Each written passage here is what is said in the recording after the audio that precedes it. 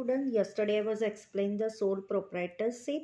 Just now I will explain to you joint stock company. Okay, joint stock company आपको पता ही तो जैसे उसका बड़ा नाम है वैसा ही उसका बड़ा काम होता है। मतलब जॉइंट स्टॉक कंपनी एक बड़ी लेवल पे काम करने वाली कंपनी होती है जिसमें बहुत सारे मतलब एक्टिव पार्टिसिपेंट्स होते हैं etc. Just now I will explain you. Large scale productions and anticipations of demand started after industrial revolutions. The risk increases along with increased needs of large scale capital. In these circumstances, naturally sole proprietorships and partnership firms are not suitable as forms of business organization.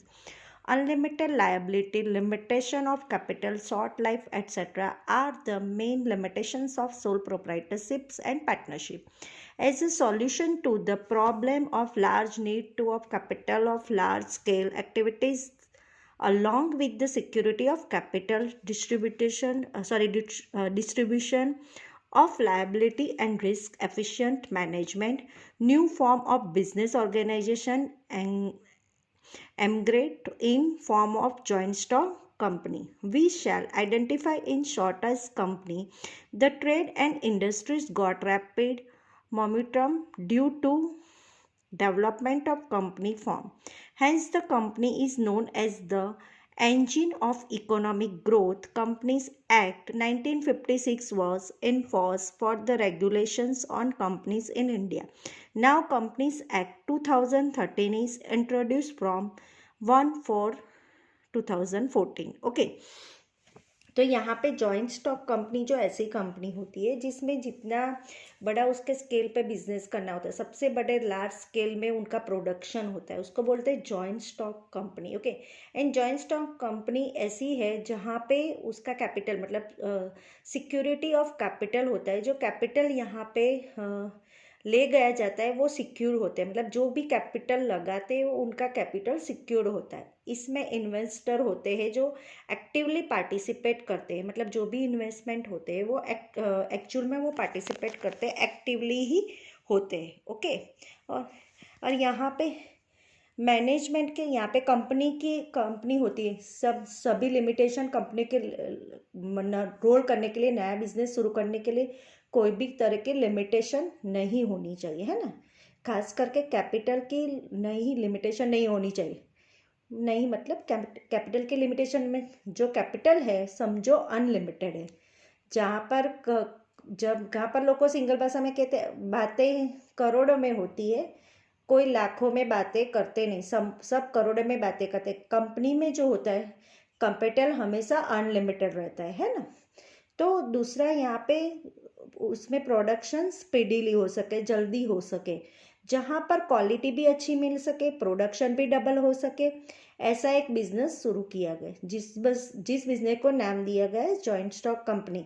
और जब से company की शुरुआत हुई तब से यहाँ पे कोई बर्डन नहीं होता है और उसमें यहाँ पे उसे वर्ल्ड में चेंज हो सकता है. जहाँ पे कोई भी चीज़ की ज़रूरत होती है यहाँ पे कोई मतलब स्पीडी होने लगा. कोई भी प्रोडक्शन चालू होता है वो स्पीडी होने लगता है. जो चीज़ जहाँ पे जाए वहाँ पे मिल जाती ऑन द स्पॉट. और वहाँ पे ऑरेंज अच्छी क्वालिटी से अच्छी प्राइस में पहुँचनी चाहिए. तो ये सारी चीज़ें कंपनी में होता है. कि जैसे एक एग्जांपल दूँ, जैसे डेयरी मिल्क की कंपनी है, जैसे डेयरी मिल्क कंपनी है बराबर, तो सब लोग चॉकलेट खाते हैं. तो ये डेयरी मिल्क जो कंपनी है ये कंपनी पूरे वर्ल्ड में काम करती है ना. ये इंटरनेशनल कंपनी है, पूरे वर्ल्ड में वो काम करती है. जस्ट इमेजिन, आप लोग इमेजिन करो, पूरे वर्ल्ड में कहीं पे भी जाओ, कोई भी सिटी, कोई भी गांव, कोई भी कंट्री, कहीं पे घूमने चले जाओ तो वहाँ पे कोई छोटी सी शॉप में भी आप चॉकलेट मांगोगे तो वहाँ पे आपको डेयरी मिल्क मिल जाएगी, है ना. तो ये सारी चीज़ें यहाँ पे आपको देखना है कि सोचो कि ये मतलब ये कंपनी का वर्ल्ड कितना बड़ा है, कि उसकी लिमिट का उतना कितना वर्क बड़ा है. मतलब दुनिया की कोई भी मतलब खूने में चले जाओ तो आपको डेयरी मिल्क मिल जाएगी. मतलब उसका वर्क कितना बड़ा है. तो वो कंपनी कितनी बड़ी है, 5 रुपये से भी वो डेयरी मिल्क मिल जाती है ना. तो ये सारी चीज़ें यहाँ पे आती है। जॉइंट स्टॉक कंपनी में कोई लिमिटेड मतलब कंपनी प्रोडक्शन करते कोई वर्ल्ड में ये सारी चीज़ें पहुँचा नहीं है, वो छोटी बात नहीं है। वो सोल प्रोप्राइटरशिप या पार्टनरशिप नहीं कर सकता।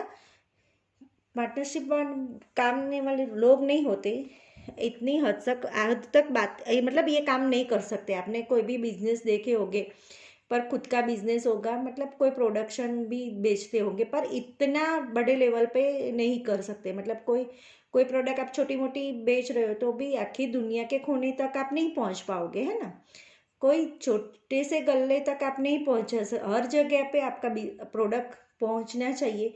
तो इतनी लिमिट तक आप, अगर आपको काम करना हो तो क्या इमेजिन करो, तो वो एक कंपनी ही कर सकते है।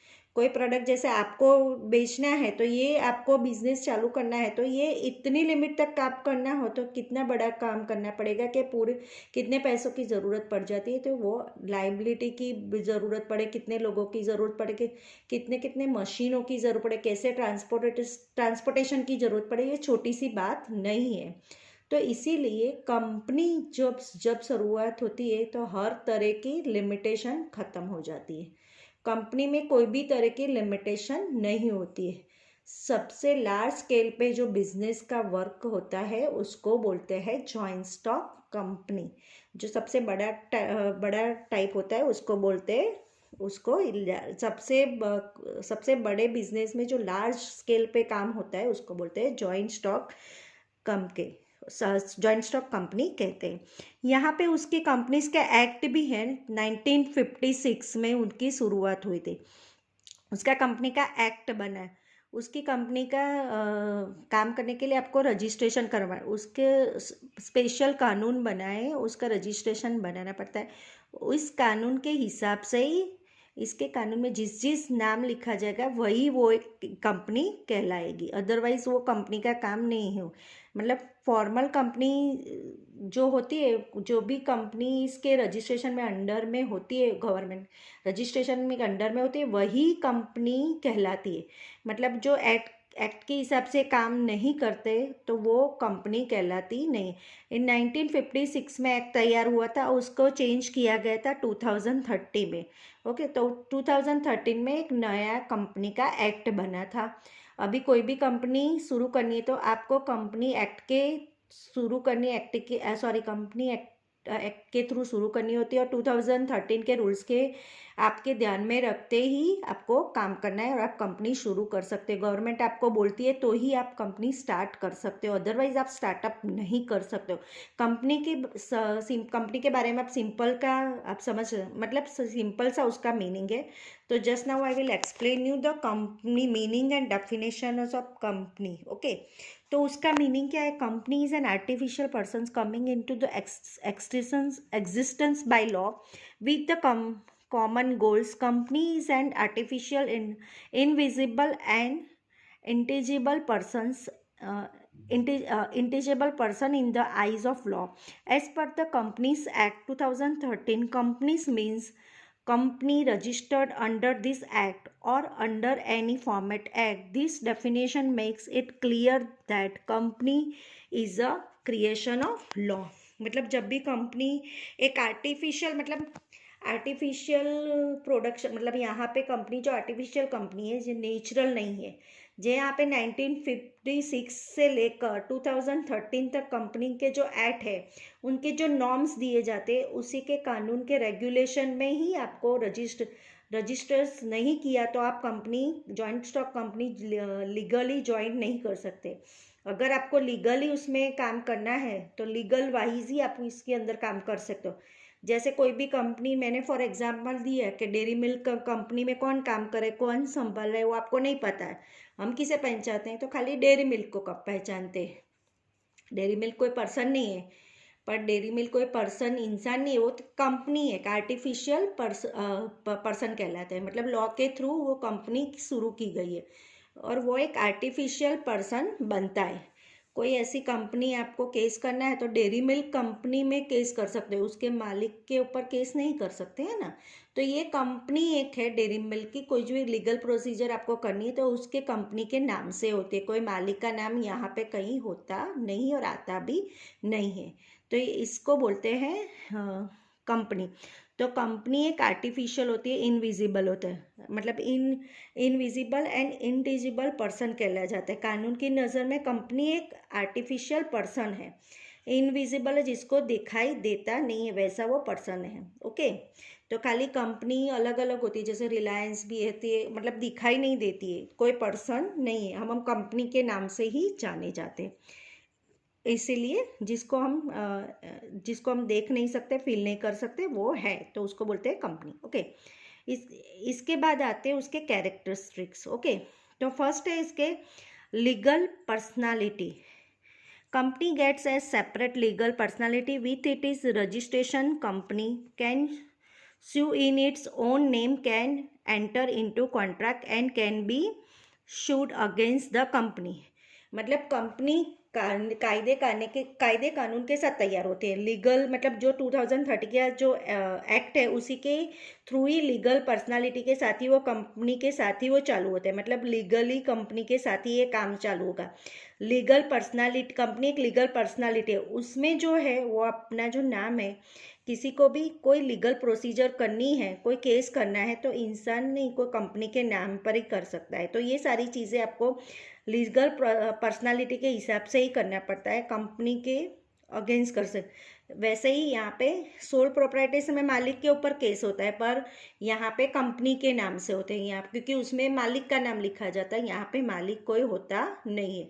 तो यहाँ पे अब ये आपको ध्यान रखना है। सेकंड है perpetual existence। Company has a separate legal entity by law. It is not affected by the circumstances like death, insolvency of number। A company can be brought to an end only through liquidations producer, है ना। तो यहाँ पे procedure तो यहाँ पे liquidation procedures है। तो यहाँ पे सेकंड नंबर में क्या होता है कि जब भी वो कंपनी जिस उसमें होती है, किसी के नाम या रहने से कोई बंद नहीं हो जाती है, ऑन गोइंग ऑन, मतलब कंपनी चालू ही रहती है, मतलब कंपनी किसी के लिए बंद नहीं हो जाती। कोई मर जाता है, किसी के डेथ हो जाती है, तो ये कंपनी चालू ही रहते।